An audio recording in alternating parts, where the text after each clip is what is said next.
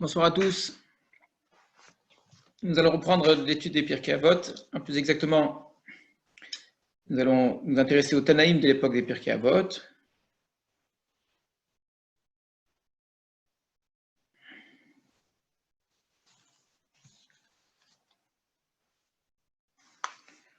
Voilà. Alors, pour résumer très rapidement ce que nous avions étudié jusqu'à maintenant,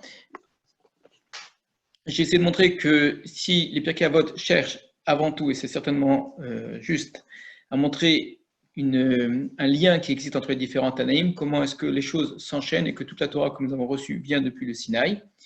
De manière sous-jacente, les Pirkei Avot font également ressortir les oppositions qui existent entre les Tanaïm. Alors, ça n'est pas écrit comme tel, c'est-à-dire vous n'aurez pas clairement dans les Pirkei Avot des Machloktot, des oppositions, c'est important de le remarquer, hein, c'est certainement pas anodin. Si ça n'apparaît pas, c'est que ça signifie quelque chose. On ne nous fait pas apparaître de manière claire les oppositions idéologiques qui existent entre les différents Tanaïm, mais malgré tout, ça ressort. Ça ressort en particulier par le choix qui est fait des Tanaïm, qui n'est pas un simple choix auquel on aurait l'impression à première vue comme cela que on nous cite un petit peu des enseignements importants d'un peu tout le monde, quoi, un petit peu dans n'importe quel ordre. Il y a un véritable choix qui est fait, un choix où à la fois on cite les opinions vers les écoles divergentes, donc chacun un petit peu a son droit de citer, mais en même temps, il y a souvent une prévalence, c'est-à-dire une mise en avant d'une école plutôt qu'une autre. Alors, il y a un cas particulier, vraiment tout à fait exceptionnel, d'une véritable occultation, c'est le cas de Rabban Gamliel, qui est un auteur extrêmement important, et il est complètement absent des Pirkei Avot, ce qui est très surprenant, puisqu'on a des auteurs comparativement, si on peut parler ainsi, qui sont plus que secondaires, hein, qui pourtant apparaissent dans les Pirkei Avot. On a vraiment des auteurs qui n'apparaissent parfois que dans les Pirkei Avot. Rabban Gamliel, qui est un Tana donc, tellement important, considérable, n'a, semble-t-il, aucune Mishnah en son nom, et c'est tout à fait remarquable. Alors, pour essayer de comprendre cela, donc j'ai essayé de montrer qu'il il existe certaines oppositions très fortes, sans que les Pirkei Avot le disent clairement. On ne nous dit pas qu'ils sont en opposition, en guerre, d'une certaine façon, des écoles en guerre, en nous citant les opinions les unes à côté des autres, sans faire ressortir justement les machloktot. Ça, c'est important à la différence des autres mishniyot. Par exemple, Hillel et Shammai sont mis un à côté de l'autre. Tout un chacun sait qu'entre Hillel et Shammai, c'est d'une certaine façon la machloket type. Eh bien, ça, c'est ce que tout le monde connaît, mais c'est tout aussi vrai entre d'autres Tanaïm qu'on aura les uns à côté des autres. Il faudra y voir la même opposition que nous connaissons par rapport à Hillel et Shammai. Quand on prend Rabbi Akiva, et juste avant, on a Rabbi Ishmael, juste après, on a Rabbi Elazar ben Azaria, on les a posés l'un à côté de l'autre. En vérité, ce que ça sous-tend derrière, c'est qu'il y a une véritable opposition entre eux. Alors, pour essayer de comprendre cela, puisque la Mishnah ne nous le dit pas, il faut faire appel aux Agadot de la Gemara, qui sont extrêmement riches, extrêmement intéressantes, et ces Agadot-là nous renseignent sur énormément d'éléments, parfois biographiques, mais ce n'est pas essentiel, surtout d'éléments de pensée, de chita, on dit en hébreu, c'est-à-dire d'école, qui peut être une école idéologique, philosophique, qui peut être également une sorte d'école du droit, une école d'interprétation. Donc les oppositions peuvent être de type très différent les unes des autres. Et c'est tout cela qui ressort aussi dans Pirkei Avot, en mettant en avant, encore une fois, certains auteurs. Alors, ce que nous avions vu la fois dernière, c'est quelques agadotes importantes.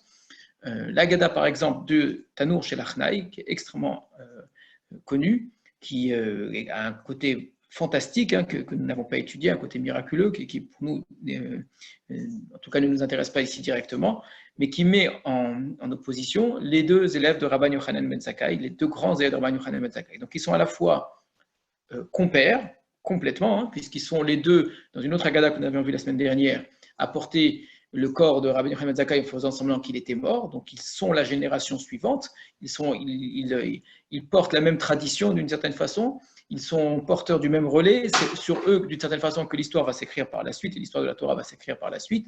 Donc on a le sentiment que l'un et l'autre suivent le même chemin au sens propre, hein, ils portent tous les deux Rabbi Yochanan ben Zakkai. Vient l'histoire du Tanour chez l'Achnaï pour bien montrer qu'il y a une position très forte entre Rabbi Eliezer et Rabbi Yoshua. Donc ils font partie des différents élèves de Rabbi Yochanan ben Zakkai, et pourtant ils vont représenter deux écoles différentes, à tel point qu'on va considérer que Rabbi Eliezer est proche de Shammai finalement, C'est une des explications du terme. On dit que Rabbi Eliezer était Shamuta. Shamuta, d'après certains, d'après Tosafot, ça veut dire qu'il est de Shammai. Il a des positions qui sont assez proches de Shammai. D'après d'autres, ça renvoie à la fin de la Haggadah, Rashi sur place, il va traduire que Rabbi Eliezer, à la fin de la Haggadah que nous avons étudiée, dans Tanur Shelachnaï, où il a refusé de se plier à la loi de la majorité, au nom de. Donc il a même fait appel à une intervention divine qui est allée dans son sens. Donc on a une opposition entre une halakha qui viendrait de Dieu et une halakha qui viendrait des hommes. Rabbi Yoshua représente cette halakha qui vient des hommes, Rabbi Eliezer représente la halakha qui vient de Dieu. La halakha va finalement suivre Rabbi Yoshua. On va vaincre, c'est l'expression qui est utilisée, Yitzruni Banai, on va vaincre Dieu d'une certaine façon. Encore une fois, ça mériterait d'être étudié, on ne peut pas le faire, mais juste que vous ayez bien en tête, et c'est le but de la Haggadah, d'utiliser des expressions extrêmement fortes, extrêmement marquantes, pour avoir des positions clairement comme ça découpées. Rabbi Yoshua représente cette halakha qui vient de la terre, de la discussion, de la majorité. Rabbi Eliezer représente cette individualité très forte, très puissante. Il y a chez Rabbi Eliezer quelque chose de proche de Shammai, bien que son maître, Rabbi Yochanan ben Zakkai, soit un élève de Hillel. C'est important comme idée parce qu'on a tendance à dire, et c'est vrai bien évidemment que l'halakha va suivre Hillel, or on va remarquer que à toutes les générations quasiment, on trouvera même dans la suite de l'école de Hillel, parfois des tendances qui à nouveau iront vers Shammai. Cette vision idéale du monde, idéale de l'halakha, idéale de la relation à Dieu, qui entraîne une certaine rigueur, on la retrouvera de génération en génération. Donc, on n'a pas deux écoles totalement opposées, une qui sera Hillel et l'autre qui sera Shammai, et ceux qui seront de Hillel seront que Hillel, ceux qui seront Shammai seront que Shammai. C'est beaucoup plus complexe que cela. À l'intérieur de chaque école, il va y avoir une vraie discussion, de vraie opposition, au point, je vous l'ai dit, que Rabbi Eliezer va représenter un petit peu cette idée-là. Un autre personnage que nous avions vu apparaître à ce moment-là, donc première génération qui vient juste après Hillel, c'est Rabbi Yochanan ben Zakkai. La génération d'après, c'est Rabbi Eliezer et Rabbi Yoshua et leur chaverim, donc leurs compagnons, mais Rabbi Eliezer et Rabbi Yoshua qui vont représenter en vérité deux tendances très fortes et opposées. La génération d'après, ça va être la génération de Rabbi Akiva. Rabbi Akiva va dépasser d'une certaine façon l'ensemble de sa génération, même de celles qui ont précédé. C'est véritablement un personnage à part, Rabbi Akiva. Le nombre d'agadotes, donc de récits qui tournent autour de Rabbi Akiva est extrêmement important, jusqu'à faire intervenir Moshe Rabbeinu lui-même, qui aurait assisté à l'école de Rabbi Akiva, qui aurait dit que Rabbi Akiva méritait normalement de recevoir la Torah. C'est un personnage hors norme, Rabbi Akiva. C'est une sorte de deuxième Moshe. Il dépasse l'ensemble de ses contemporains. On connaît les fameuses histoires des 24 000 élèves qu'il a eu depuis Dan jusqu'à Beersheba, qui sont morts d'ailleurs. Donc c'est un personnage tout à fait hors du commun. Il va avoir 5 élèves, un petit peu comme Rabbi Yochanan ben Zakkai aussi avait ses 5 élèves après ces 24 000, qui vont donner les plus grands maîtres, les plus grands Tanaïm, desquels ensuite va apprendre Rabbi Yehuda Nassi et va écrire la Mishnah. Donc je reviens à ce que j'étais en train de dire, reprenez bien dans l'ordre, c'est très important. On a eu Hillel, juste après Hillel, première génération, c'était Rabbi Yochanan ben Zakkai. Génération d'après, Rabbi Eliezer, Rabbi Yoshua. Et la génération d'après, ça va être la génération de Rabbi Akiva. Il va y avoir d'autres maîtres dans sa génération, mais lui va véritablement dépasser un peu tout le monde. Là encore, une lecture un peu rapide de toutes les histoires donne l'impression que Rabbi Akiva est le maître reconnu par tous, consensuel et représente la Torah à lui tout seul. Là encore, Rabbi Akiva se retrouve également souvent en opposition avec une autre tendance. Dans l'histoire que nous avions citée du Tanur Shelachnaï, où Rabbi Eliezer finalement va être rejeté, va être mis en nidouille, c'est-à-dire vraiment il va être rejeté complètement des Chachamim parce qu'il avait refusé d'accepter la halakha de la majorité. Qui va aller lui parler? Le seul qui peut aller lui parler, c'est Rabbi Akiva, ce qui montre une proximité dans la pensée, en tant que disciple, entre Rabbi Akiva et Rabbi Eliezer. Donc Rabbi Akiva est aussi l'élève de Rabbi Yoshua, il est aussi l'élève des générations précédentes, mais il va représenter une tendance qui, là aussi, se rapproche de Rabbi Eliezer. Rappelez-vous, dans l'autre Haggadah que nous avions étudiée, qui est celle de la sortie de Yerushalayim de Rabbi Yochanan ben Zakkai, on avait également cité Rabbi Akiva comme celui qui n'était pas d'accord après coup avec Rabbi Yochanan ben Zakkai, en considérant qu'on aurait dû s'arranger et surtout ne pas détruire Jérusalem, c'est surtout ne pas détruire Beth Amikdash. Rabbi Akiva, c'est celui qui va va se mettre du côté de Bar Korba dans la révolte contre les Romains. Donc Rabbi Akiva, même s'il dépasse l'ensemble de ses contemporains, va avoir des positions qui ne seront pas toujours partagées en termes politiques, en termes idéologiques, et de manière plus importante encore, dans l'étude de la Torah elle-même, Rabbi Akiva va être en opposition avec Rabbi Ishmael. Rabbi Ishmael, c'est vraiment son contradicteur habituel qui a une vision plus rationaliste. C'est lui qui va dire Torah Kilshon Bene Adam. La Torah parle le langage des hommes, c'est-à-dire qu'il ne faut pas aller chercher chaque petite lettre, pourquoi cette lettre en plus ou en moins, etc. Alors que Rabbi Akiva va interpréter chaque mot et, chaque vav en plus, etc., etc.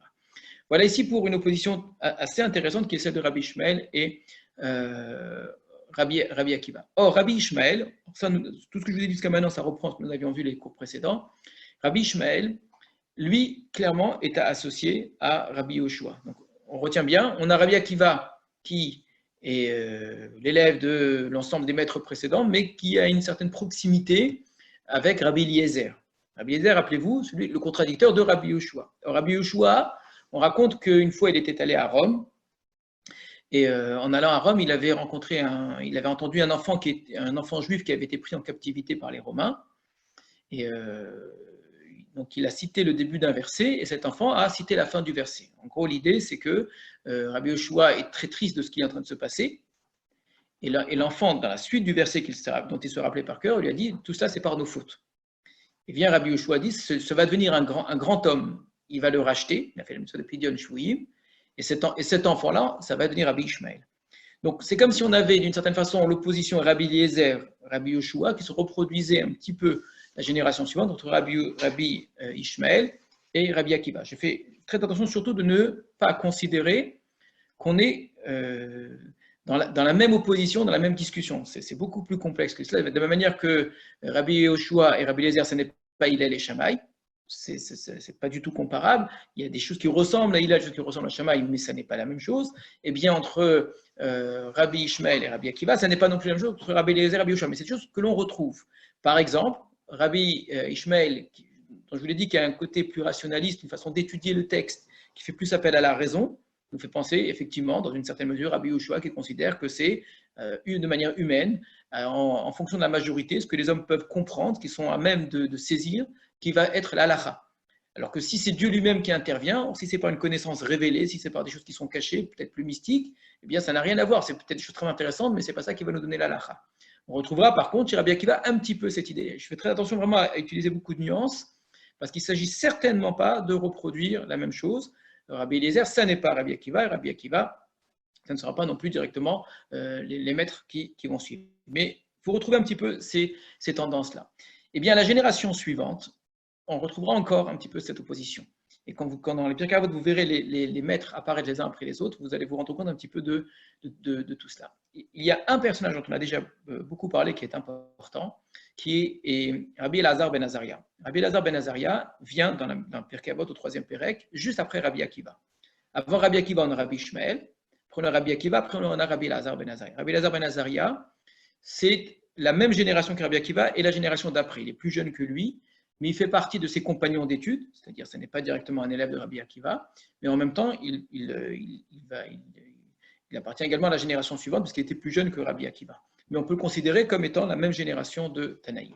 Rabbi Elazar ben Azaria, lui aussi, très souvent, se rapproche de Rabbi Ishmael, se rapproche de Rabbi Yossé dont on n'a pas parlé, en reprochant avec des mots parfois presque ironiques à Rabbi Akiva une sorte d'exagération dans la dracha, en disant à Rabbi Akiva, non mais là tu en fais trop, c'est-à-dire chaque petit mot, etc., tu peux monter des yeux, ce n'est pas comme ça, et ça ne va pas, et pour que Rabbi Ben Azaria refusera d'être convaincu d'une opinion halachique, simplement parce que Rabbi Akiva multipliera des drachas, il lui dira, tu peux multiplier des drachas si tu veux toute la journée, c'est pas ça qui me convainc, il y avait un rapport à la dracha, c'est-à-dire de faire ressortir du texte des choses que l'on ne voit pas à première vue, par une forme d'exégèse, à laquelle aujourd'hui, nous, on est très habitués. Ça fait partie de notre étude, ça fait partie de ce que l'on considère comme étant, on va dire, l'étude rabbinique par excellence, et qu'on retrouve aussi chez Rabbi Ishmael. Rabbi Ishmael aussi fait des drachot, Rabbi Elazar ben Azaria aussi fait des drachot. On pense par exemple à la Gadat Pessah, où il dit « Je connaissais une halakha, mais je n'avais pas réussi à convaincre la majorité jusqu'à ce que Ben Zoma soit venu et fait une dracha. » Donc la notion de dracha appartient à toutes les écoles rabbiniques. Évidemment, personne ne rejette cette façon de faire, c'est par la dracha, par l'exégèse, en faisant sortir du texte des choses qui ne se voient pas à première vue, que l'on enseigne, que l'on découvre la halakha ou que l'on transmet la halakha. Cependant, jusqu'à quel point on peut faire cela, il y a une différence entre Rabbi Akiva et des maîtres comme Rabbi Elazar ben Azaria, ou Rabbi Ishmael d'autre part. Donc Rabbi Akiva représente cette, on va dire, cette tendance presque extrême, qui est extrêmement riche en tout cas, qui peut paraître très loin du Pshat, alors que Rabbi Ishmael représentera une tendance qui sera plus proche du Pshat. Alors, il y a une Agada qu'il faut que nous étudions un petit peu pour bien marquer tout cela. Les Agadotes vont nous servir vraiment à cela. Ce sont des Agadotes qu'il faut ensuite associer les unes aux autres. Hein. On a parlé de celle de Rabbi Yochanan Zakkai qui sort de Jérusalem avec Rabbi Eliezer et Rabbi Yoshua.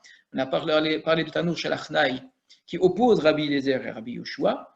On va étudier maintenant cette Agada très importante dans Brachot, elle est extrêmement importante pour tout le chasse, de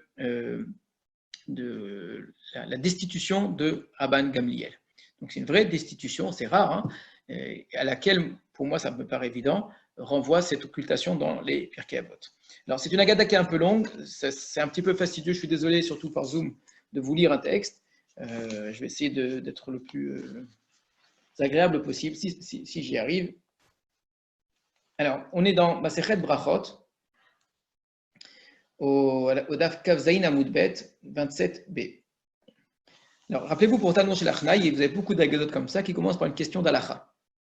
Et je vous avais déjà dit, la question d'Alacha n'est pas juste le prétexte à la Agada, c'est-à-dire au cours d'une discussion halachique. La discussion halachique, finalement, devient une histoire qui s'est produite à l'occasion de cette discussion. Très souvent, vous verrez que la discussion halachique porte en elle-même, par analogie, par symbolisme, etc., souvent l'objet de la Haggadah qui va suivre. Alors, c'était très facile peut-être à montrer en Tanour Shalachnai. Est-ce que c'est l'individualité ou est-ce que c'est l'ensemble? Est-ce qu'un ensemble, c'est une somme d'individualité ou un ensemble, c'est une totalité en tant que telle? Ça va être exactement l'objet de la discussion entre Rabbi Eliezer et Rabbi Yoshua par la suite dans la Haggadah. Ici, ça sera peut-être un peu plus difficile, mais malgré tout, je pense que le lien doit être trouvé. Donc on est dans Masechet Brachot, on parle là-bas des différentes tfilotes, des différents offices que nous faisons dans la journée. Vous savez que nous faisons 3 offices dans la journée, sauf le Shabbat ou les jours de fête, il y en a un 4e qui est Moussaf. Mais normalement, il y en a 3. D'où viennent ces 3 offices? Alors nos sages vont proposer plusieurs explications. Une explication très connue, c'est que ça correspond à nos ancêtres, Avraham, Yitzhak et Yaakov. Avraham, l'office de Shacharit, le matin, Yitzhak, l'office de l'après-midi, et Yaakov, l'office du soir. Vous remarquerez que ça ne respecte pas l'ordre habituel de la journée dans le calendrier hébraïque, puisque dans le calendrier hébraïque, on commence le soir. Donc on se serait attendu plutôt à, si ça devait être parallèle, à Avraham le soir, Yitzhak le matin et Yaakov l'après-midi. Or, ce n'est pas du tout le cas, parce qu'on est dans un rapport à la journée, dans un rapport au soleil, un rapport à la lumière qui est différent. Avraham le matin, c'est celui qui découvre la lumière. C'est comme ce soleil qui se lève, Abraham, c'est celui qui a commencé l'histoire. Donc on est dans ce rapport à la lumière. Yitzhak, qui était celui en plein après-midi, dans un rapport à Dieu, c'était celui qui était prêt à se faire sacrifier par son propre père, qui vivait dans un rapport à Dieu qui était total, sans aucune difficulté d'une certaine façon, comme si lui, Yitzhak, à aucun moment ne connaissait ni le doute, ni la difficulté d'aucun ordre. D'ailleurs, vous remarquerez dans le rapport à la terre d'Israël, Abraham vient de l'extérieur d'Israël pour aller vers la terre d'Israël. Yitzhak n'a jamais quitté la terre d'Israël. Il vit dans cet après-midi, le soleil est toujours là. Yaakov, c'est l'inverse. Yaakov connaît l'exil, donc c'est une sorte de soleil qui se couche, et c'est justement au moment où il quitte la terre d'Israël que, d'après le Midrash, il institue la tfila de Harvit. Alors justement, il y a une autre explication concernant ces 3 moments de prière qui met en parallèle les moments de prière et les sacrifices. Or, nous n'avons que 2 sacrifices quotidiens. Le sacrifice du matin et le sacrifice de l'après-midi. Et là aussi, c'est lié au soleil en vérité. Donc, c'est le même sacrifice, mais 2 fois par jour. On parle ici évidemment d'un sacrifice public, au nom de toute la communauté. Alors, d'où viendrait l'office de Harvit? Parce qu'il y a les restes des sacrifices, les graisses des sacrifices qui brûlent pendant la nuit. Et c'est une avoda en tant que telle, c'est un service en tant que tel. C'est-à-dire que ce n'est que la suite de ce qui précède, mais ce n'est pas un sacrifice à part entière.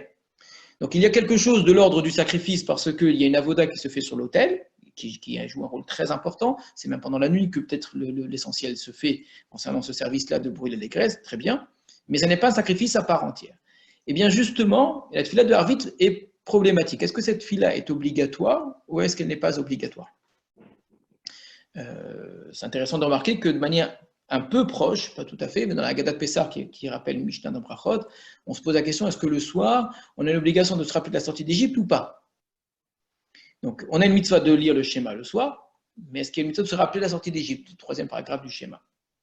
Eh bien, là aussi, est-ce que la tefila de Harvit est obligatoire le soir ou pas? Comme si le soir était de manière moins évidente un temps de prière, un temps de service divin. Et il va y avoir une marloquette à ce sujet. Donc ça commence par une question. Nos chachamim m'ont enseigné. Un jour, il advint qu'un élève se présenta devant Rabbi Yoshua. Donc le grand Rabbi Yoshua dont on a parlé, celui qui s'était levé contre Rabbi Eliezer, celui qui avait été l'élève de Rabbi Yochanan ben Zakkai. Donc il fait partie maintenant, après la destruction du temple, des anciens, de ceux qui ont amené la Torah de Rabbi Yochanan ben Zakkai. Donc vraiment, c'est par eux que toute la Torah est arrivée à Israël. Donc il est allé voir Rabbi Yoshua et lui a demandé, Rabbi, les prières du soir sont-elles obligatoires ou facultatives? Donc est-ce que la tefila de Harvit que nous faisons aujourd'hui, nous, comme une tefila obligatoire, est-ce qu'en fait elle est obligatoire ou est-ce qu'elle est facultative? Réponse de Rabbi Yoshua, elle est facultative. Ce n'est pas obligatoire. Donc on comprend très bien quand on se rappelle du parallèle avec les sacrifices. Il se rendit ensuite, donc le même élève, chez Rabban Gamliel.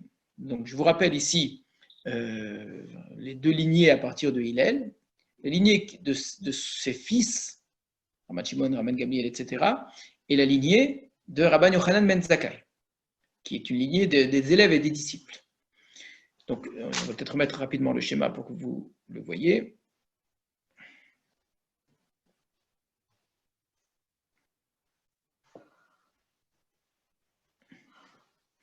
Donc, il est allé voir Rabbi Yoshua, je vous le mets ici, et Rabbi Yoshua lui a dit, c'est facultatif. Il est allé voir Rabban Gamliel, qui est l'autorité en place, Rabban Gamliel, c'est lui le Nassi, le maître d'Israël, celui qui est la tête du Sanhédrin, et Rabban Gamliel va lui dire, non, c'est obligatoire. Jusque-là, il n'y a rien d'étonnant, rien de grave, hein, c'est tout à fait possible, on est tout à fait habitué dans la Gemara à ce qu'il y ait une marloquette, il y a des avis divergents, ça n'a rien de surprenant. Deux opinions au sujet de la tefila de Harvit. Ça aurait pu s'arrêter là. Or, ça va prendre une tournure tout à fait inattendue, cette question-là. Encore plus étonnante, et avec des ressemblances avec l'histoire du Tanour chez l'Achnaï, puisque c'est véritablement une guerre quasiment que vont se faire les Chachamim entre eux à partir de là. Sauf que Dieu, cette fois-ci, ne va pas se mêler. Alors, l'élève qui entend Rabban Gamliel lui dire que c'est obligatoire, lui dit, mais Rabbi Yoshua m'a dit que c'était facultatif. Alors nous sommes déjà surpris. Si Rabbi Yoshua t'a dit que c'était facultatif, pourquoi tu vas voir Rabban Gamliel? Et puis, si Rabban Gamliel te dit que c'est obligatoire, pourquoi tu fais exprès de lui dire que Rabbi Yoshua a dit le contraire, d'accord? Cet élève-là est quand même assez étonnant. Retenez-le bien, parce qu'on ne donne pas le nom de cet élève, on nous le donnera à la fin, et ce n'est pas sans importance. Donc, un petit peu comme le Rabbi Akiva qui est apparu à la fin de l'histoire de Tanour shel Achnai, qui remet un petit peu en question tout ce qu'a fait Rabbi Yochanan ben Zakkai, alors que c'était le héros, Rabbi Yochanan ben Zakkai, on a une sorte de petite voix discordante avec Rabbi Akiva. Et bien là, on a un élève qu'on ne connaît pas encore, qui, j'ose dire presque, qui allume le feu, d'une certaine façon, entre Rabbi Yoshua et Rabban Gamliel. Alors, ça aurait pu être tout à fait naïf de sa part, et vraiment dire, tu m'as dit, pourtant j'ai entendu. Sauf qu'on va le découvrir par la suite, il était su et connu qu'entre Rabban Gamliel et Rabbi Yoshua, c'était déjà extrêmement tendu. Donc dire à Rabban Gamliel que Rabbi Yoshua a une opinion divergente de la sienne, c'est vraiment de cette façon presque piquer Rabban Gamliel et mettre le feu à la maison. Alors qu'est-ce qui se passe à ce moment-là? Il lui répond, attends que les porteurs de boucliers, c'est la traduction que j'ai devant moi, donc dans le texte c'est Baalei Trissin, arrivent dans la maison d'études. C'est une expression pour parler des sages. Donc on est dans un champ lexical qui est militaire. Et c'est fait exprès, on est comme à la guerre, les porteurs de boucliers, vous savez, c'est dans l'armée romaine, ce sont ceux qui sont devant. Donc on présente les chachamim comme des gens qui ont des boucliers et qui vont à l'attaque. Rabban Gamliel qui se voit très souvent comme attaqué, et avait en face de lui cette phalange-là qui est prête au combat. Donc ils vont arriver demain, je vais mettre ça sur le tapis. Là encore, jusqu'à présent, on n'imagine pas jusqu'où va aller l'opposition. Lorsqu'ils entrèrent, le questionnaire se leva. Donc voilà, il y a une mise en scène un petit peu dans cette histoire, puisque les Chachamim ne savent pas ce qui va se passer, alors que Rabban Gamliel a prévu que cette séance serait tout à fait particulière parce que ce sera l'occasion de, à voix haute, en public, mettre en avant l'opposition qu'il a avec Rabbi Yoshua. Et donc le questionnaire, la même personne qui avait posé la question la veille, va poser la question à voix haute, comme si de rien n'était, et donc personne ne se doute de rien, en disant est-ce que la tfila de Harvit est obligatoire ou est-ce qu'elle est facultative? J'imagine quand même que Rabbi Yoshua, quand il a entendu ça, alors qu'il avait déjà entendu la question quelques jours avant, la même personne a dû se douter que les choses étaient cousues de fil blanc, que tout cela n'était qu'un coup monté. C'est important de comprendre ça parce qu'on va être gêné par une réponse de Rabbi Yoshua. Il faut se dire que Rabbi Yoshua a saisi ce qui est en train de se passer. J'imagine mal, enfin, je ne vois pas comment est-ce que c'est possible qu'il ne comprenne pas, puisque c'est exactement la même personne qui lui avait posé la question qui maintenant en public la pose devant tout le monde. Et là, donc Rabban Gamliel qui entend la personne poser la question dit c'est obligatoire. Et puis ensuite Rabban Gamliel se tourne vers les Chachamim et il dit est-ce que quelqu'un a une opinion divergente? Est-ce que quelqu'un n'est pas d'accord? Alors qui parle? Exactement comme dans l'histoire de Talmud Shel Achnai, celui qui parle au nom des Chachamim, c'était un des plus anciens, c'est Rabbi Yoshua. Rabbi Yoshua dit non, personne n'est pas d'accord. Donc Rabbi Yoshua, dont nous, lecteurs, nous savons très bien qu'il n'est pas d'accord, lui personnellement. Rabban Gamliel sait qu'il n'est pas d'accord. Le questionneur sait aussi qu'il n'est pas d'accord. Et pourtant, il dit non, tout le monde est d'accord avec toi, il n'y a pas de problème. Alors là, Rabban Gamliel va lui dire pourtant, on a dit en ton nom qu'il était facultatif. Donc, on m'a rapporté que toi, tu avais dit que c'était Réchout. Réchout, c'est-à-dire que la tfila de Harvit n'était pas obligatoire. Lève-toi. Donc, il lui impose de se lever afin qu'on témoigne contre toi. Et donc, ce qui était censé être une discussion entre Chachamim devient une forme de jugement. Et Rabbi Yoshua se leva. Rabbi Yoshua qui était âgé, plus âgé que Rabban Gamliel, il va dire une phrase qui est un petit peu étonnante, il va dire « S'il était mort et moi vivant, le vivant pourrait démentir le mort. » C'est-à-dire si la personne qui veut témoigner contre moi était morte, eh bien je pourrais toujours dire que ce n'est pas vrai. Mais puisqu'il se trouve que nous sommes tous les deux en vie, comment le vivant pourrait-il démentir le vivant? Une expression un peu bizarre pour dire je ne peux pas le contredire. S'il dit que j'ai dit le contraire, eh ben, je ne vais pas maintenant revenir sur ce que j'ai dit. Donc on ne va pas se contredire devant vous. Un petit peu bizarre comme façon de dire les choses. Maintenant, on est deux fois étonné par ce que dit Rabbi Yoshua. Rabbi Yoshua, pour faire simple, a menti. Quand Rabban Gamliel a dit est-ce que quelqu'un n'est pas d'accord concernant la tfila de Harvit, est-ce qu'elle est facultative obligatoire? Nous savons très bien, à moins qu'il y ait eu une erreur, à moins que le questionneur ait dit quelque chose de faux au départ, hein. Mais a priori, la Gemara ne semble pas présenter les choses de cette façon-là. Il semble bien que Rabbi Yoshua pense vraiment que c'est facultatif. Comment il ose dire à Rabban Gamliel non, tout le monde est d'accord avec toi? Et puis c'est quoi cette façon de dire s'il était mort et moi vivant, eh bien, je pourrais toujours le contredire, mais puisque nous sommes tous les deux vivants, alors un vivant, il ne peut pas contredire un vivant. C'est très étonnant. Alors, il y a plusieurs façons de comprendre cette altercation entre Rabban Gamliel et Rabbi Yoshua pour l'instant.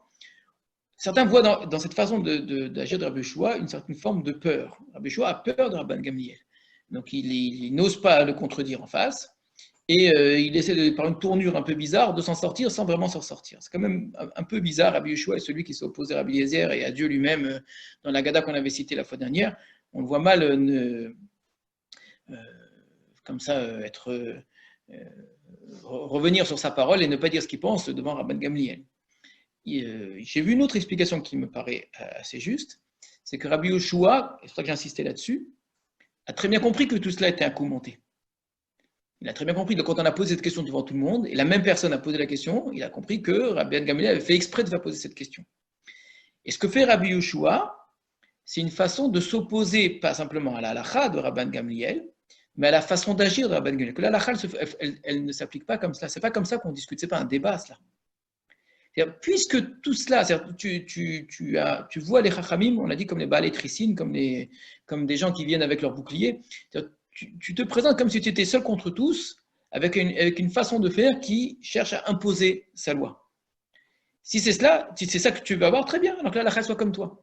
Donc Rabbi Yoshua essaie de faire comprendre à Rabban Gamliel, alors qu'il sait très bien que Rabban Gamliel est au courant de ce qu'il pense, que on n'arrivera à rien, que si tu veux t'imposer parce que tu es l'autorité, alors très bien, je me plie tout de suite, très bien, alors la halakha de ton côté, et puis c'est tout. Alors si tu veux un vrai débat, alors dans ce cas-là, ce n'est certainement pas la bonne méthode. Donc Rabbi Yoshua ici refuse d'entrer dans le jeu de Rabban Gamliel. Rabban Gamliel aurait voulu que Rabbi Yoshua dise, ben oui, moi je pense que c'est facultatif, et ensuite Rabban Gamliel aurait commencé à discuter, et en essayant de s'imposer. Ce que fait Rabbi Yoshua, c'est une façon de ne pas entrer là-dedans en disant, écoute, tu veux t'imposer, impose-toi, et tant pis. De toute façon, on ne peut rien faire contre toi. Comme on va le découvrir dans la suite, c'est qu'en fait, on n'en est pas à la première histoire entre Rabban Gamliel et Rabbi Yoshua, on est dans la goutte qui fait un petit peu déborder le vase. Et Rabbi Yoshua ne veut pas entrer simplement dans ce jeu-là. Alors que se passe-t-il à partir de là? Rabban Gamliel s'assit pour donner sa leçon. Donc il a fait comme si de rien n'était. Donc, au lieu de répondre à Rabbi Yoshua en disant, bon, très bien, on va essayer de trouver une solution, alors très bien, quels sont tes arguments? Si vraiment Rabban Gamliel voulait savoir quelle était la halakha, comment est-ce qu'on pouvait essayer de convaincre ou bien d'entendre les arguments de Rabbi Yoshua, comme si de rien n'était, il passe à la suite. Tandis que Rabbi Yoshua se tenait toujours debout. Donc il n'a pas autorisé Rabbi Yoshua à s'asseoir. Jusqu'au moment où les assistants commencèrent à s'agiter. Donc imaginez-vous tous les chachamim qui sont là, ils commencent à bouger. Donc Rabban Gamliel fait comme si de rien n'était, continue la leçon. Il dit à l'interprète, puisque à l'époque, quand le maître parlait, il y avait toujours une personne qui répétait ce qu'il disait. On appelle ça l'interprète, il ne s'agit pas de traduire, hein, mais le maître parlait en quelques petits mots, vraiment quelques lignes, et l'interprète, lui, développait la pensée du maître. Donc, on a le sentiment qu'il est tout seul, Rabban Gamliel, lui, le grand maître, l'autorité en place, face à tout le monde, et l'interprète, il est dans l'entre-deux. Il porte la parole du maître et il parle à ces gens-là. Il est censé créer le lien, lui. Or, les gens refusent, les chachamim refusent cela. Et vont dire, donc, arrête. Celui-ci interrompit la leçon. Et là, ça commence une vraie révolte. Jusqu'à quand, dirent-ils, Rabban Gamliel va-t-il tourmenter et humilier ainsi Rabbi Yoshua? L'année dernière, il l'a déjà tourmenté à propos du Nouvel An. Rabban Gamliel et Rabbi Yoshua étaient en désaccord sur la date de Rosh Hashanah. C'était une phase. Comment est-ce qu'on devait décider de l'interprétation du témoignage de témoins qui avaient vu la nouvelle lune. Rabbi Yoshua et Rabban Gamliel n'étaient pas d'accord. Rabban Gamliel avait des connaissances en sciences astronomiques qu'il a utilisées pour accepter une édoute, ce que Rabbi Yoshua n'a pas accepté. Et ça avait une implication très importante, parce que si on n'est pas d'accord sur la date de début, on ne sera pas d'accord sur la suite de l'année. Et donc, le Yom Kippour qui allait suivre, pour le Yom Kippour, d'après le compte de Rabban Gamliel, n'était pas celui de Rabbi Yoshua, et inversement. Rabban Gamliel, qui ne s'est pas suffi simplement d'imposer sa loi, voulait que ce soit clairement reconnu par tous, et a demandé à ce que Rabban Gamliel vienne en son jour de Yom Kippour, c'est-à-dire le Yom Kippour qui tomberait d'après sa date, avec son bâton, avec son argent, chez Rabbi Yoshua. Donc, qu'il se plie en fait complètement, de manière très forte, à l'opinion de Rabbi Yoshua. Et c'est ce que va faire Rabban Gamliel d'ailleurs. Donc, Rabbi Yoshua va être très reconnaissant à ce moment-là face à Rabban Gamliel, qui était son maître, qui était plus âgé que lui, hein, mais qui en même temps a accepté la halakha de Rabbi Yoshua. Mais on voit ici un Rabbi Yoshua qui tient à tout prix, pardon, on voit un Rabban Gamliel, excusez-moi, qui tient à tout prix à ce que l'autorité du Sanhédrin soit très forte, qu'elle ne soit jamais remise en question. Et donc, à l'intérieur même du Sanhédrin, il ne faut surtout pas qu'il y ait de voix discordantes. S'il y a eu des discussions, elles doivent prendre fin et que pour tout le monde, l'opinion soit connue. On a eu même le même problème avec Rabbi Eliezer et Rabbi Yoshua, où Rabbi Eliezer finalement a été rejeté, mais c'est Rabbi Eliezer contre tout le monde. Là, Rabban Gamliel s'impose, et il semble s'imposer parfois au nom de son autorité. Donc les Chachamim disent, déjà l'année dernière, on a eu cette histoire-là. Après, on a une autre histoire qu'on trouve dans Masechet Bechorot qui ressemble, comme vraiment, qui reprend exactement le même schéma que la nôtre. On retrouve la même chose, du nom de rester debout, etc. Là-bas, c'est concernant le Bechor, le premier-né, donc avec Rabbi Tzadok. Et voilà qu'il recommence. Donc ça fait 3 fois, et la 3, c'est une de trop. Il faut que tout cela cesse. Essayons de renverser Rabban Gamliel. Par qui le remplacer? Alors, par qui on va remplacer Rabban Gamliel? Est-ce qu'on va le remplacer par Rabbi Yoshua? Mais c'est le principal intéressé, ça ne se fait pas. Ce qui veut dire que dans l'esprit des maîtres, Rabbi Yoshua était en mesure de remplacer Rabban Gamliel. Il avait normalement les connaissances, l'autorité suffisante, c'était l'aide de Rabban Yochanan ben Zakkai. Et donc, on aurait mis fin à la lignée de Hillel pour la remplacer par Rabbi Yoshua, qui est l'aide de Rabban Yochanan ben Zakkai. Mais ça ne se fait pas parce que, bon, il est directement intéressé par cette histoire. Alors, qui d'autre? Rabbi Akiva. Et vous voyez ici le personnage de Rabbi Akiva qui apparaît comme étant le personnage de la génération suivante qui est censé être reconnu par tous. Alors, on ne va pas accepter non plus Rabbi Akiva. Il pourrait être exposé à une punition divine. Je crois qu'il pourrait être exposé à une punition divine, car il n'a pas de mérite particulier par ses ancêtres. Rabbi Akiva, étant donné qu'il est le descendant de Guérim, il est descendant de personnes converties, tous ses mérites ne lui sont que personnels. Il n'a pas le mérite de ses ancêtres qui auraient été des grands maîtres de la Torah. Et donc, si il commettait la moindre erreur, et qu'il deviendrait être puni pour une raison ou une autre, il n'y aurait pas le mérite de ses ancêtres pour le protéger. On ne va pas rentrer dans cette notion de mérite, mais ce qu'on appelle le srout avot, il n'a pas ce srout avot, ce mérite des ancêtres qui pourrait le protéger. Donc il vaut mieux ne pas l'exposer. Exposer Rabbi Akiva à la tête du Sanhedrin, ce serait en vérité le mettre en danger. Donc on va prendre Rabbi Elazar ben Azaria. Et vous voyez ici Rabbi Elazar ben Azaria. Donc je vais vous surligner un petit peu tous ces noms-là.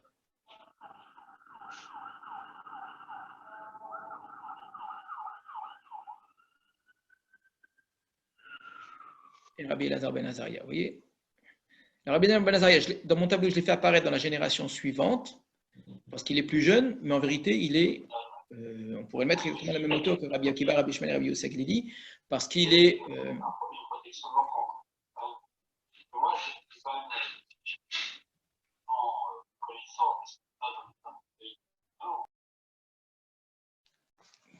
parce qu'en vérité, il fait partie de ses compagnons d'études. D'ailleurs, quand vous avez la Gada de Pessah en tête, vous retrouvez ces noms-là, Rabbi Elazar ben Azaria avec Rabbi Akiva, avec Rabbi Yoshua, avec Rabbi Eliezer. C'est tout ce groupe-là qui est le groupe opposé à Rabban Gamliel. Donc vous avez Rabbi Eliezer, Rabbi Yoshua, Rabbi Akiva, Rabbi Yossé, Rabbi Elazar ben Azaria, alors que dans une autre Gemara, vous avez Rabban Gamliel de l'autre côté.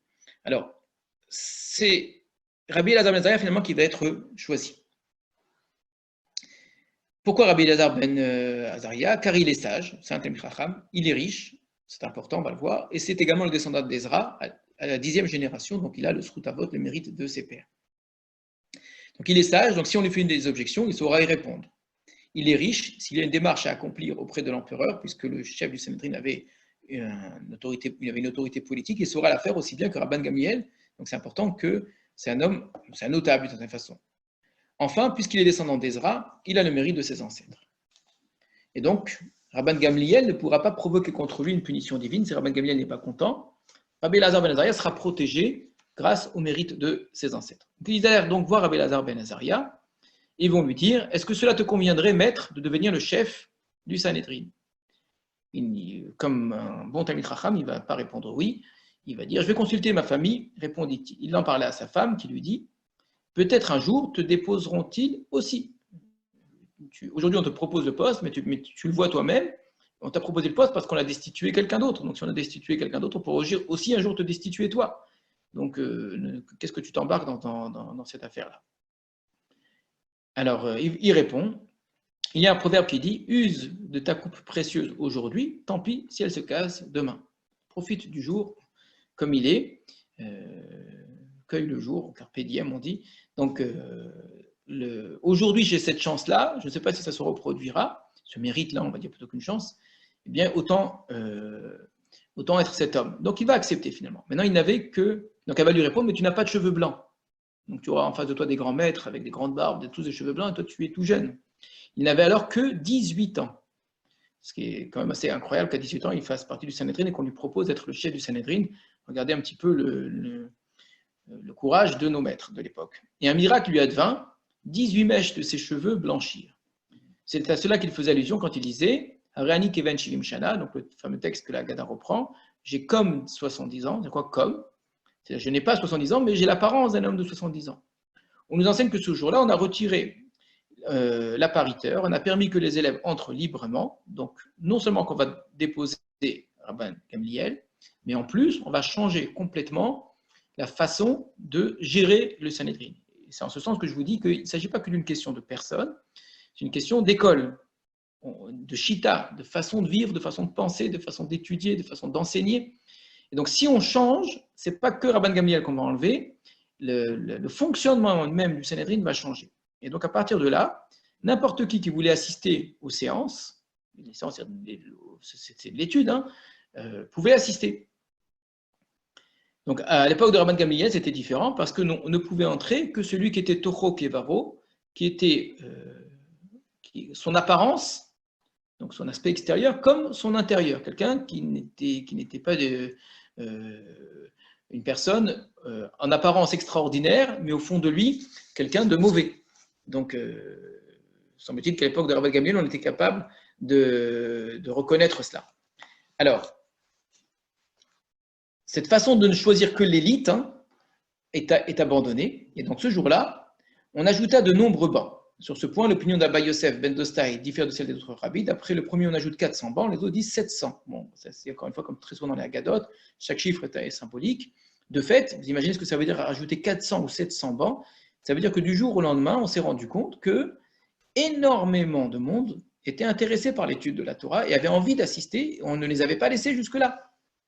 Donc, Rabban Gamliel a un rapport à l'étude très, très élitiste. Ce ne sont que les meilleurs qui ont le droit d'étudier, qui ont le droit d'assister. Les autres étudient, mais bon, à leur niveau, dans leur maison d'études, qui est bien inférieure, mais personne ne peut assister aux séances du Sanhedrin. Alors que pour Rabbi Elazar ben Azaria, qui est jeune, et là on a une opposition entre le jeune et le vieux d'une certaine façon, mais également entre un rapport à l'étude qui est beaucoup plus populaire. Il faut amener l'étude à tous. Ça, rappelez-vous, au tout début des Pirkei Avot, ce que nous disait l'Anshek Knesset Hagedola, de Amidou Talmidim Arbe, ayez beaucoup d'élèves. Donc il faut privilégier le nombre à la qualité des élèves d'une certaine façon. Il vaut mieux avoir beaucoup d'élèves, c'est ce que fait Rabbi Elazar ben Azaria. Donc c'est une chose, il va y en avoir beaucoup d'autres qu'on va changer ce jour-là, au moment où on a destitué Rabban Gamliel. Donc à ce moment-là, Rabban Gamliel a été très gêné de ce qui s'est passé. Parce que voyant tous ces juifs qui viennent pour étudier la Torah, ils voient des centaines et des centaines et des centaines de personnes qui viennent s'asseoir. Donc s'il y a 400 ou 700 multipliés par le nombre de personnes qui sont assises sur le banc, ils voient donc des milliers de personnes qui viennent étudier la Torah et qui poussent les portes. Alors il s'est dit, j'avais peut-être, à Dieu ne plaise, éloigné la Torah d'Israël. Donc j'ai mal fait jusqu'à présent, c'est ce qu'il a cru. Mais il a rêvé, donc le soir, de cruches blanches remplies de cendres. Ce rêve avait sûrement une intention apaisante, c'est-à-dire une autre version qui dit qu'il a vu toutes sortes de cailloux, et que des cailloux noirs et quelques cailloux blancs. Une façon de dire que dans tout ce que tu vois là, il n'y a pas grand-chose qui va sortir, ce ne sera pas très positif. Ça ne sert à rien de multiplier le nombre, c'est du nombre, mais finalement, il n'y a pas grand-chose qui va en sortir. Donc, ce que dit l'Agmara, mais c'était une vertu apaisante, c'est-à-dire, est-ce que vraiment ça avait un but de dire qu'il avait raison, ou bien c'était juste pour le calmer un petit peu? Il semble que l'Agmara penche pour la deuxième opinion, que c'était plus pour le calmer. On nous enseigne aussi que le traité de témoignage de Hodayot fut étudié ce jour-là. Chaque fois qu'on dit ce jour-là dans l'Agmara, chaque fois qu'il écrit Bayamaou ce jour-là, c'est de ce jour, donc il s'est passé énormément de décisions qui ont été prises, qui étaient un petit peu novatrices en ce jour-là. Donc,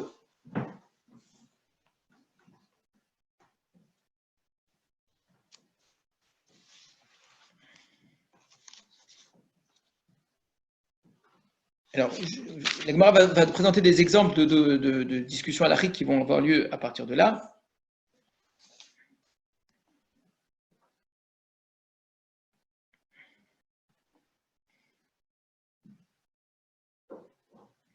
Alors, on me demande pourquoi est-ce que dans l'histoire que j'ai citée du calendrier, Rabban Gamliel a eu finalement gain de cause, alors qu'ici, c'est Rabbi Yoshua, enfin, c'est pas lui directement, mais ça a entraîné sa destitution. Dans le cas du calendrier, il semble bien qu'il avait raison, c'est-à-dire il n'a pas imposé contre l'avis des Chachamim. Mais ce qu'on lui a reproché, c'est la façon qu'il a eu de faire avec Rabbi Yoshua. C'est sa méthode ici qui était dérangeante. C'était que la première fois. Après 3 fois, en montrant à quel point il s'impose de manière très forte, alors que Rabbi Yoshua fait tout pour éviter cela, quitte à dire très bien, si tu veux dire que la halakha est comme toi, si tu veux dire que la tarvit, la prière de Harvit, elle est obligatoire, on n'a qu'à le dire. Rabbi Yoshua vraiment essaye à tout prix d'éviter la confrontation, alors que Rabban Gamliel, au contraire, cherche la confrontation. Rabban Gamliel fait exprès de ramener cette problématique devant tout le monde pour montrer son opposition à Rabbi Yoshua, pour interdire finalement l'opinion de Rabbi Yoshua. Rabbi Yoshua a le droit de penser ce qu'il veut penser du moment que c'est construit. Et s'il n'est pas d'accord, Rabban Gamliel n'a qu'à discuter. Donc c'est la méthode Rabban Gamliel qui n'est pas acceptée et qui, au bout de 3 fois, effectivement, amène sa destitution. Alors que pour le calendrier, eh bien, Rabbi Yoshua était seul contre Rabban Gamliel et Rabban Gamliel donc, a été accepté par les autres Chachamim. Alors, on continue l'histoire. Je saute la partie un petit peu halachique. Finalement, Rabban Gamliel décide de se réconcilier avec Rabbi Yoshua. Donc, lorsqu'il arriva à la maison du Rabbi, il constata que les murs en étaient noircis. Donc, il rentre dans une maison qui est entièrement aux murs noirs. Il lui dit, à l'aspect de tes murs, on reconnaît que tu es forgeron. Donc, c'est Rabban Gamliel, qui est le descendant de Hillel, le grand maître qui est très riche également, arrive dans cette maison de Rabbi Yoshua, et il sent que c'est la première fois qu'il rentre chez Rabbi Yoshua, il n'était jamais rentré chez lui, et il découvre des murs entièrement noirs. Pourquoi le forgeron, les murs sont noirs? Parce qu'il utilise énormément le feu, donc il y a beaucoup de fumée, et ça noircit donc l'ensemble de la maison. Donc c'est quelque chose qui prouve ici son extrême pauvreté. Rabbi Yoshua qui lui répond, « Malheur à la génération dont tu as été le chef. Tu ignores les soucis des disciples des sages, comment ils vivent, comment ils gagnent leur pain. Donc c'est maintenant que tu découvres dans quelles conditions je vivais. Donc pour toi, je n'étais qu'un maître avec une opinion avec laquelle tu n'étais pas d'accord, etc., etc. Et déjà, ta façon de te conduire envers moi, c'était une forme d'autorité, un autoritarisme exagéré. Mais ce n'est pas juste dans le rapport à l'halakha, c'est que tu connaissais en fait rien de ma personne. Tu n'es jamais venu me voir, tu ne sais même pas dans quelles conditions je vivais. Et toi, de là où tu étais dans ta tour d'argent, tu te rendais pas compte, dans ta tour d'ivoire, tu ne savais pas que je vivais dans une extrême pauvreté. Ça t'est jamais venu à l'esprit. On voit, je vous ai dit, vraiment cette opposition, d'une part, ce qui est la lignée, qui est celle d'une certaine forme d'autorité, d'administration, une institution, une véritable institution, avec ce que j'ai appelé le rabbinat d'une certaine façon, avec un fonctionnement propre, et l'autre côté, une Torah qui est une Torah des sages, sont des très très grands sages, mais qui vient du peuple, ce sont des gens qui par leur étude, et uniquement par leur étude, sont arrivés là où ils en sont. J'ai appelé ça un petit peu la yeshiva, même si volontairement c'est un peu exagéré comme opposition de le rabbinat à la yeshiva, mais c'est pour utiliser un langage qui nous est proche, pour qu'on comprenne, en faisant attention surtout de ne pas croire que ça se recoupe complètement. Eh bien, ces gens-là n'ont pas de poste, n'appartiennent pas à l'institution. On fait appel à eux, ils font partie du Sanhedrin, ils participent aux discussions, ils ont étudié aussi avec Rabban Gamliel. Mais Rabban Gamliel ne le sait pas. Et ce que dit Rabbi Yoshua, ce n'est pas juste qu'il ne connaît pas son histoire à lui, il ne connaît pas sa génération, il ne connaît pas son peuple. Il n'y a pas que Rabbi Yoshua qui vit dans cette pauvreté-là. Et comme on l'a vu tout à l'heure par rapport à l'étude, il ne s'est pas rendu compte que tout le peuple avait envie de venir étudier. Alors après, il aura beau dire, oui, mais en fait, ces gens qui veulent étudier sont des gens qui ne connaissent pas et ce n'est pas la peine de multiplier les gens. De fait, il était un peu déconnecté de la réalité et sociale et même spirituelle de sa génération. En tout cas, Rabbi Yoshua dit clairement, malheur à la génération qui t'a eu comme maître, comme chef. Alors Rabbi Yoshua qui lui dit, je t'en prie, pardonne-moi. Rabbi Yoshua ne le regardait pas. Oui, Rabban Gamliel dit à Rabbi Yoshua, pardonne-moi. Alors il lui dit, non, Rabbi Yoshua ne regardait pas. Alors il lui dit, fais-le pour l'honneur de mon père, reprit Rabban Gamliel. L'honneur de son père, c'est Rabban Shimon, le fils de Rabban Gamliel, petit-fils de Rabban Shimon, arrière-petit-fils de Hillel. Donc Rabban Shimon qui, lui, était reconnu de tous et qui était mort en martyr par les Romains, on avait dit peut-être après une opinion qui aurait été tué peut-être par les Zélotes. En tout cas, c'est quelqu'un qui est une autorité incontestée. Alors Rabbi Yoshua accepta de lui pardonner. Ils se demandèrent qui irait annoncer la nouvelle au Rabbi. Qui va aller donc annoncer au Chachamim que Rabbi Yoshua et Rabban Gamliel se sont réconciliés, donc ça se finit bien, à la différence de l'histoire de Rabbi Eliezer et Rabbi Yoshua, où ça s'est très mal terminé pour Rabbi Eliezer, et également par la suite pour les autres Chachamim. Donc j'irai moi, dit un certain blanchisseur qui se trouvait là, un petit peu étonnant, comme par hasard, il y avait quelqu'un dont le métier c'était on dirait un pressing, de laver les vêtements. Donc on lave son linge sale, c'est vraiment ça l'idée. On est en train de nettoyer un petit peu les habits sales. C'est à moi d'aller l'annoncer. Rabbi Yoshua lui fit transmettre le message suivant à l'école. Celui qui a porté le manteau le portera de nouveau. Comment celui qui ne l'a pas porté pourrait-il dire à celui qui l'a porté, enlève ton manteau, c'est à moi de le porter. Alors là, on est encore une fois, comme tout à l'heure pour Rabbi Yoshua, quand il dit le vivant et le mort, etc. Donc celui qui a porté le manteau le portera de nouveau, c'est-à-dire celui qui a déjà porté les honneurs, qui a déjà été un maître, doit l'être à nouveau. Donc ce blanchisseur, en arrivant au Beth Midrash, à la maison d'études, dira, au nom de Rabbi Yoshua, qu'il faut redonner à Rabban Gamliel son poste. Donc, devant la situation, Rabbi Akiva demanda au Rabbi de fermer les portes afin d'empêcher les serviteurs de Rabban Gamliel de venir les tourmenter. Alors, qu'est-ce qui se passe? La guerre contre Rabban Gamliel a dépassé Rabbi Yoshua. On n'a pas pris parti pour Rabbi Yoshua par rapport à l'Halacha. On a pris parti à cause de l'histoire de Rabbi Yoshua contre Rabban Gamliel à cause de son autorité. Et le fait que Rabbi Yoshua demande maintenant que l'on redonne à Rabban Gamliel son autorité, ça dérange les sages. Ils sont contents, excusez-moi l'expression, enfin ils sont satisfaits finalement de l'avoir destitué. Ils n'ont pas envie de remettre les choses en place. Et encore une fois, qui est-ce qu'on voit comme autorité en place? Celui qui a la vraie autorité dans toute cette histoire sans l'avoir au niveau légal, hein, au niveau institutionnel, c'est Rabbi Akiva, qui dit on va fermer les portes, comme ça les élèves de Rabban Gamliel ne vont pas venir, ils ne vont pas nous embêter, on va rester entre nous et on ne nous laisse pas. On continue comme on a commencé, sans faire attention à ce qui a été dit. Alors Rabbi Yoshua lui-même se dit alors, je ferais mieux d'y aller moi-même, bon, je vais y aller pour essayer d'arranger les choses.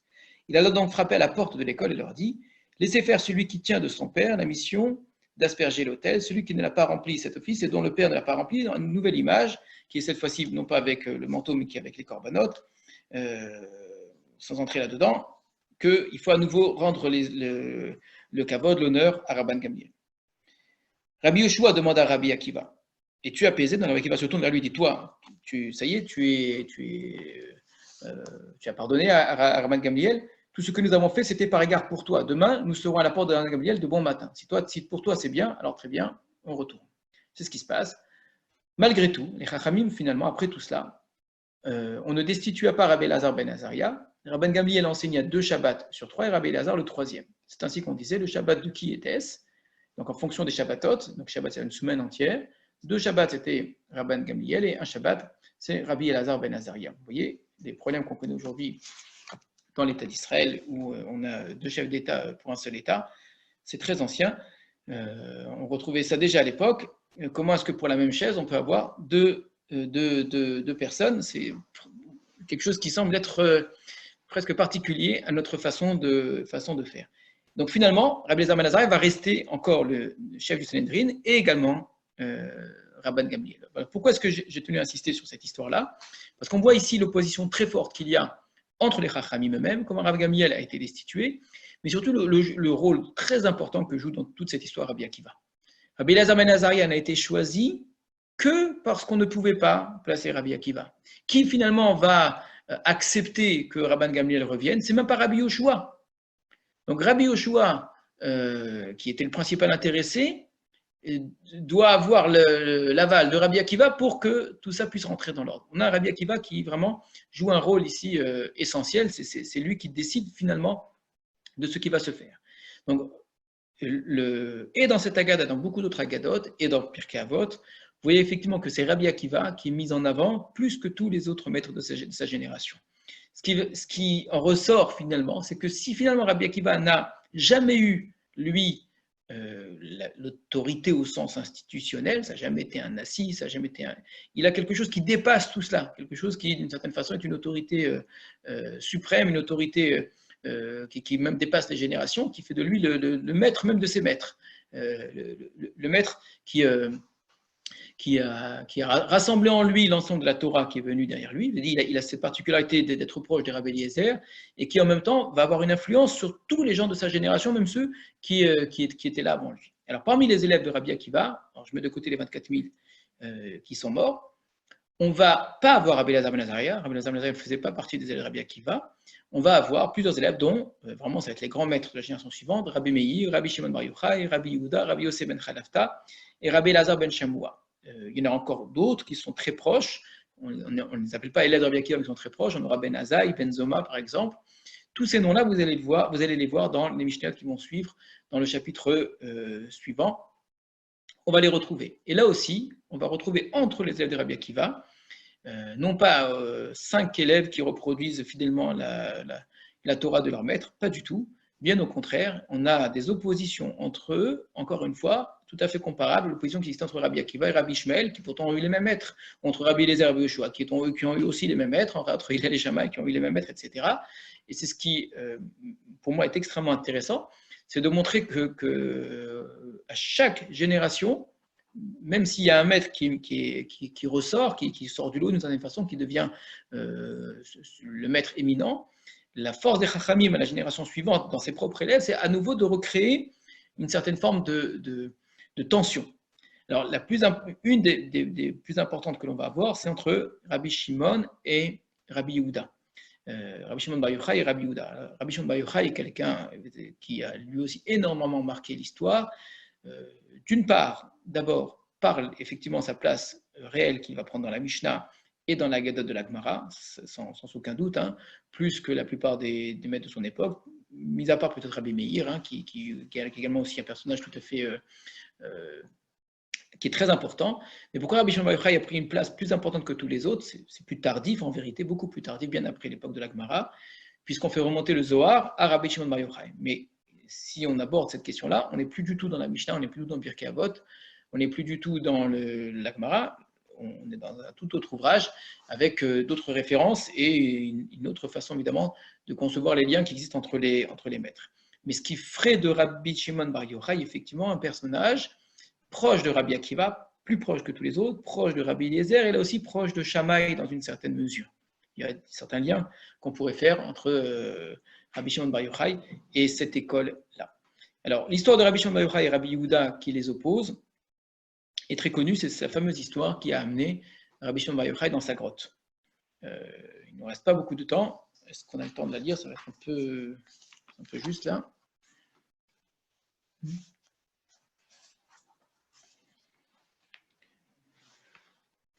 Alors, on va essayer de faire assez rapidement. C'est important de la connaître pour, là encore, placer pour chaque personnage, un petit peu que vous ayez une idée de son état d'esprit, son mode de pensée. Nous sommes face à, donc nous sommes cette fois-ci à la 4e génération, la génération qui vient après Rabbi Akiva.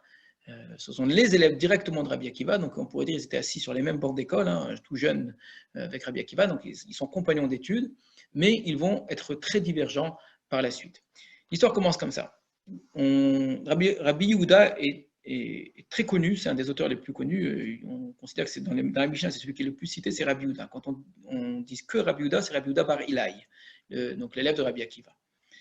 Alors, il a un surnom, on l'appelle le Rosh Hamadabrim, le premier à parler, le premier des orateurs. Pourquoi est-ce qu'on l'appelle comme ça? Pourquoi est-ce qu'il a ce surnom-là? Il y a plusieurs avis. La Gemara ici, dans Masechet Shabbat, la Gemara va apporter donc va raconter l'histoire suivante. Pourquoi Rabbi Yehuda, le fils de Rabbi Ilai, est-il appelé premier orateur en toute occasion?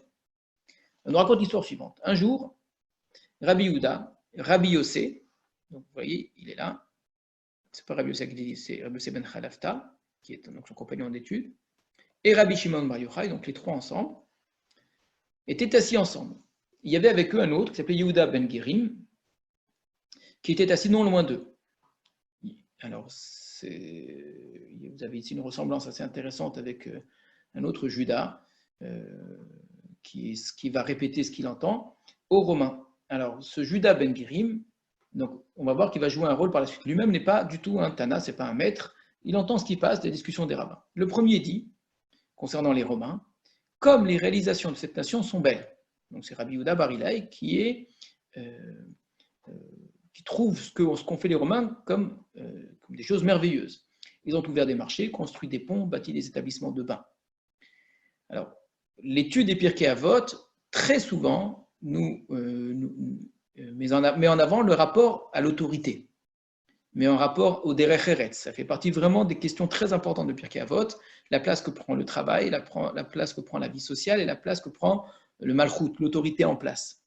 Est-ce que c'est quelque chose de positif ou est-ce que c'est quelque chose de négatif? Alors, lisez bien ce qu'on avait déjà vu dans le prakim précédent, mais dans le 3e chapitre, dans le 4e chapitre, avec des opinions tout à fait divergentes là-dessus. Mais c'est très lié.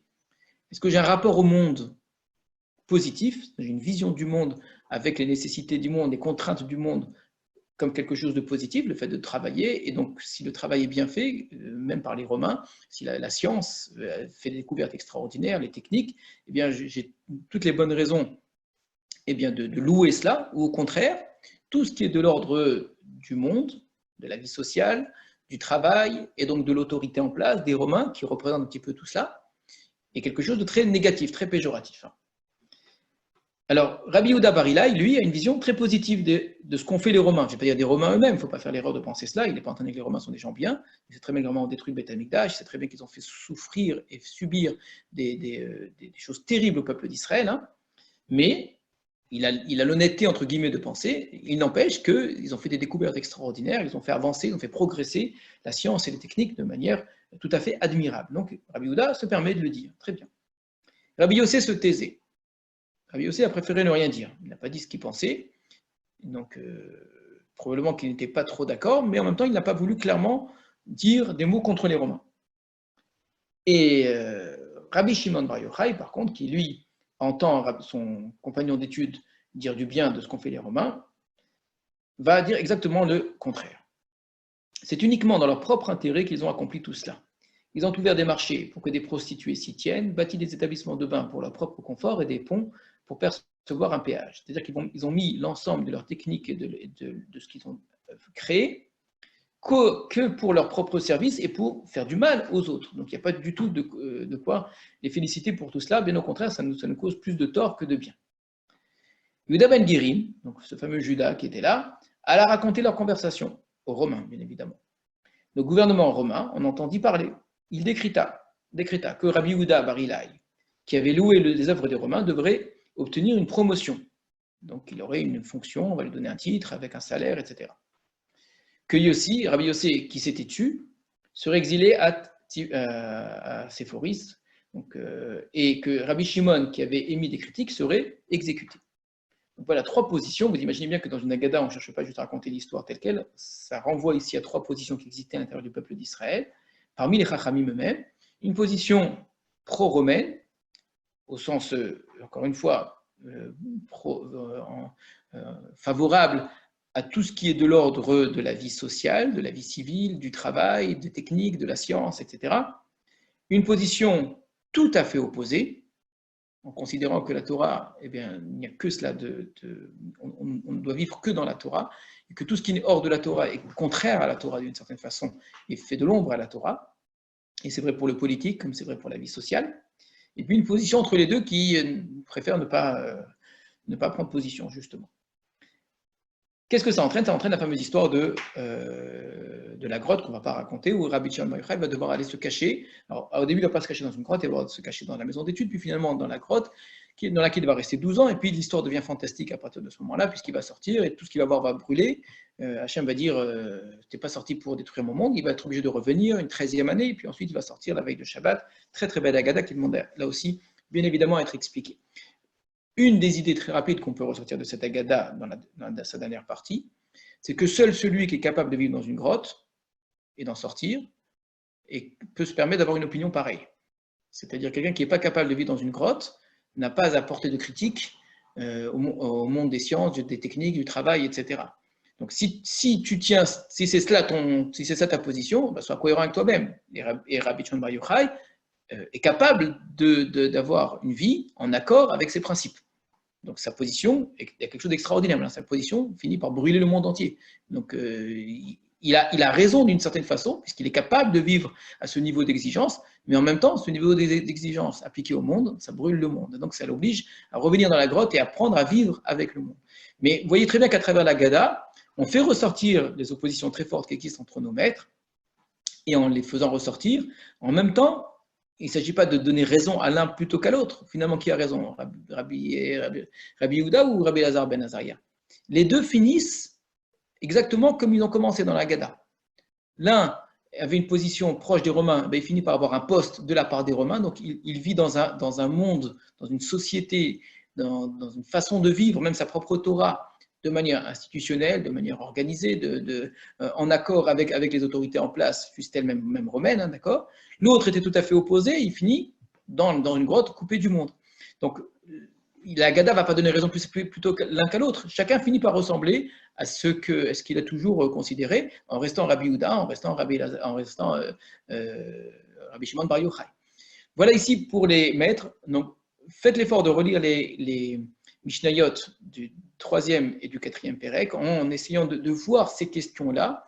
La question depuis le début du Pérec, du rapport à l'autorité, du rapport au travail, qu'on avait déjà vu dans les chapitres précédents, déjà depuis Shemaya Avtalion. C'est une question qui revient souvent, le rapport à l'autorité, etc., et qui traverse l'ensemble des Pirkei Avot, qui n'est pas résolu une fois pour toutes, et surtout, ça c'est important, de ne pas croire que le Pirkei Avot présenterait des opinions avec lesquelles tout le monde serait d'accord, et qu'on pourrait brandir une opinion des Pirkei Avot comme un slogan en disant le travail c'est bien, ou le travail c'est mal, il n'y a que la Torah qui, etc. On trouve dans les Pirkei Avot vraiment l'écho de ces oppositions très très fortes qui existaient parmi les Chachamim, pour lesquelles les Pirkei Avot ne choisissent pas, nous présentent les deux comme autant de facettes de la vérité, et qui sont vraies jusqu'à aujourd'hui. Voilà, à très bientôt. Demain, Bezrat Hashem, nous continuons l'étude de Sefer Shmuel, donc l'histoire de Shaoul. Non, excusez-moi, non, demain, non, pardon. Demain c'est Gemara, demain c'est le cours de Gemara, c'est après-demain, donc, puisqu'on n'a pas fait cours la semaine dernière à cause de l'Akba Omer. Donc demain c'est le cours de Gemara, on reprend Masechet Makot au début, et donc Sefer Shmuel, ce sera le jour d'après. À très bientôt.